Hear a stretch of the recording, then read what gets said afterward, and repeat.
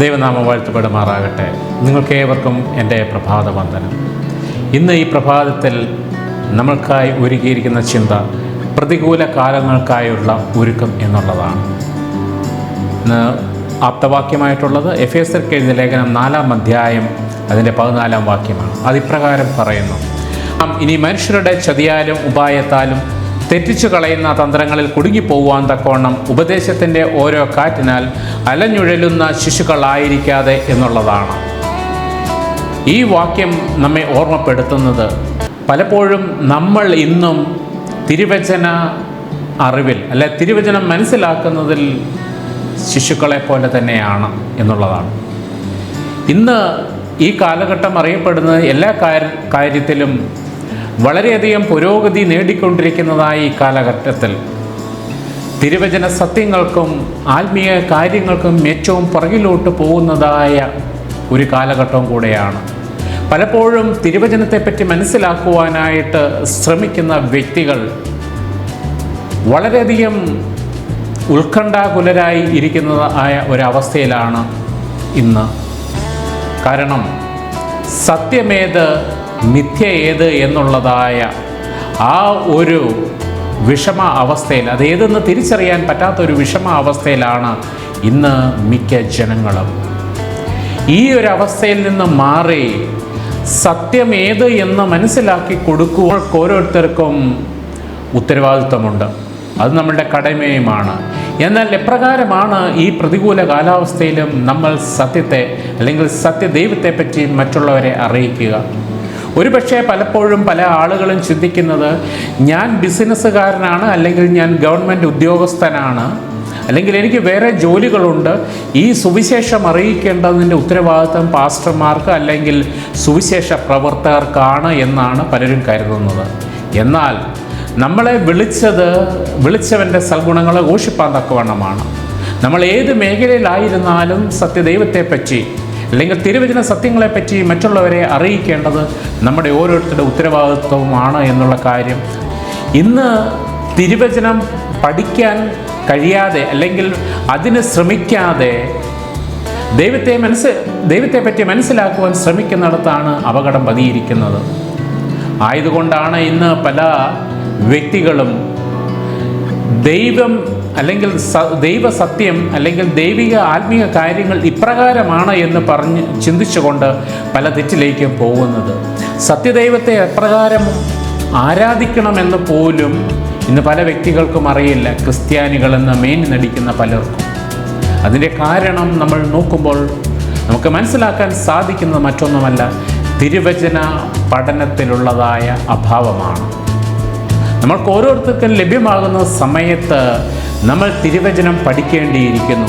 എങ്കിൽ മാത്രമേ ഈ പ്രതികൂല കാലാവസ്ഥയിലും അല്ലെങ്കിൽ അന്ത്യകാലഘട്ടത്തിലും മറ്റുള്ളവരെ തെറ്റിൽ നിന്ന് നമുക്ക് തിരികെ കൊണ്ടുവരാനായിട്ട് സാധിക്കുകയുള്ളൂ. നമ്മൾക്ക് ശരിയും തെറ്റും തിരിച്ചറിഞ്ഞെങ്കിൽ മാത്രമേ മറ്റുള്ളവരോട് ശരി ഏത് തെറ്റേത് എന്ന് പറഞ്ഞു കൊടുക്കുവാനായിട്ട് സാധിക്കുകയുള്ളൂ. അത് മനസ്സിലാക്കണമെങ്കിൽ നമ്മൾ തിരുവചനങ്ങളെ കൃത്യമായി പഠിക്കുക തന്നെ വേണം. ഒരു ക്രിസ്ത്യാനി എന്നുള്ളത് അർത്ഥമാക്കുന്നത് ക്രിസ്തുവിൻ്റെ അനുയായി എന്നുള്ളതാണ്. ഒരു ക്രിസ്തുവിൻ്റെ അനുയായിയായ ക്രിസ്ത്യാനി എന്ന പേരുള്ളതായ ഒരു വ്യക്തി തീർച്ചയായും തിരുവെഴുത്തുകളെ ശോധന ചെയ്യേണ്ടത് ആവശ്യമാണ്. ദിവസം തോറും തിരുവചനങ്ങൾ വായിക്കുകയും അത് ആഴത്തിൽ ഗ്രഹിക്കുകയും ചെയ്യണം. ഒരുപക്ഷെ ഇക്കാര്യം ചെയ്യാതിരിക്കുന്നത് അല്ലെങ്കിൽ ഇക്കാര്യത്തിലുള്ള ബോധപൂർവമായ അജ്ഞത നമ്മളെ വലിയ അപകടത്തിലേക്ക് കൊണ്ട് ചെന്നെത്തിക്കും. അത് നമ്മളെ മാത്രമല്ല, ഒരുപക്ഷെ നമ്മളെ ആശ്രയിക്കുന്നതായ നമ്മളെ കേൾക്കാനിരിക്കുന്നതായ വ്യക്തികളെ കൂടെയും അത് അപകടത്തിൽ കൊണ്ടു ചെന്നേക്കാം. നമ്മൾ അപ്രകാരം ഒരവസ്ഥ ഉണ്ടാകാതിരിക്കാനായിട്ട് നമ്മൾ ഓരോരുത്തരും ശ്രമിക്കേണ്ടതാണ്. കാരണം ദുർഘട കാലഘട്ടത്തിൽ ജനങ്ങളെ സജ്ജരാക്കുക എന്നുള്ളതാണ് നമ്മുടെ ഓരോരോ വ്യക്തികളുടെയും ദൗത്യം. അതിനായിട്ട് നാം എന്താണ് ചെയ്യേണ്ടതെന്ന് നമ്മൾ ചിന്തിച്ചു നോക്കണം. നമ്മൾക്ക് ദൈവം നൽകിയിരിക്കുന്ന താലന്തുകളെ, അതൊരു പക്ഷേ പ്രസംഗിക്കാനാകാം, പാട്ട് പാടാനാകാം, മറ്റുള്ളവരെ പഠിപ്പിക്കുന്നതാകാം, നമ്മൾക്ക് ലഭിച്ചിരിക്കുന്ന ഏതൊരു താലന്തും അല്ലെങ്കിൽ നമ്മളായിരിക്കുന്ന ഏത് മേഖലയിലും നമ്മൾ അറിഞ്ഞതായ ദൈവിക സത്യങ്ങൾ മറ്റുള്ളവരിലേക്ക് നമ്മൾ പറഞ്ഞു കൊടുക്കേണ്ടിയിരിക്കുന്നു, മറ്റുള്ളവരിലേക്ക് പകർന്നു കൊടുക്കേണ്ടിയിരിക്കുന്നു. എങ്കിൽ മാത്രമേ ഈ പ്രതികൂല കാലാവസ്ഥയിലും രക്ഷയുടേതായ ഒരു ശേഷിപ്പുണ്ടാകുകയുള്ളൂ. നമ്മൾ ഓരോരുത്തരും ആ രക്ഷയുടേതായ ശേഷിപ്പുണ്ടാകുവാൻ വേണ്ടി നമ്മൾ പരിശ്രമിക്കേണ്ടിയിരിക്കുന്നു. ക്രിസ്തു ഉണ്ടെന്നും നമ്മളും ആ ക്രിസ്തു നമുക്ക് നൽകുന്ന ഒരു നിത്യജീവനുണ്ടെന്നും അതിൽ നമ്മൾ പങ്കാളികളുമാകണമെന്നുള്ളതായ സത്യവും നമ്മൾ മറ്റുള്ളവരെ അറിയിക്കണം. അങ്ങനെ നമ്മൾ പറയണമെങ്കിൽ നമ്മൾ തിരുവചനത്തെ അറിയേണ്ടതായിട്ടുണ്ട്. ഇന്ന് ഈ പ്രഭാതത്തിൽ ഇത് കേൾക്കുന്ന നമ്മൾ ഓരോരുത്തരും തിരുവചനത്തെ ധ്യാനിക്കുകയും ഗ്രഹിക്കുകയും വേണം.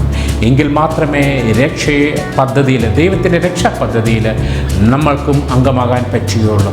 അതോടൊപ്പം തന്നെ അതിൽ പങ്കാളിത്തം ഉറപ്പിക്കുവാനും സാധിക്കുകയുള്ളൂ. ഈ പ്രഭാതത്തിൽ നമ്മൾ ഓരോരുത്തർക്കും സർവശക്തനായ ദൈവത്തിൻ്റെ കൃപയുണ്ടാകുകയും ഈ രക്ഷാ പദ്ധതിയിൽ പങ്കാളികളാകുവാനായിട്ട് ഇടയാക്കുകയും ചെയ്യട്ടെ എന്ന് പ്രാർത്ഥിച്ചുകൊണ്ട് നിർത്തുന്നു. ദൈവത്തിൻ്റെ കൃപ ഏവരിലും ഉണ്ടാകുമാറാകട്ടെ. ആമേൻ. നമുക്ക് കണ്ണുകളടയ്ക്കാം, പ്രാർത്ഥിക്കാം. മഹോന്നതങ്ങളിൽ വാസം ചെയ്യുന്ന അടിയങ്ങളുടെ സ്വർഗീയ വാഴ്ത്തപ്പെട്ട നല്ല ദൈവമേ, തിരുനാമത്തിന് സ്തോത്രം.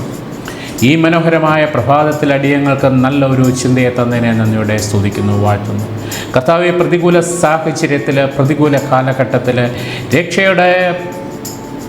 രക്ഷാ പദ്ധതിയിൽ അംഗമാകുവാനായിട്ട് അടിയങ്ങളെ അവിടുന്ന് വേർതിരിച്ചതിനാൽ സ്തോത്രം.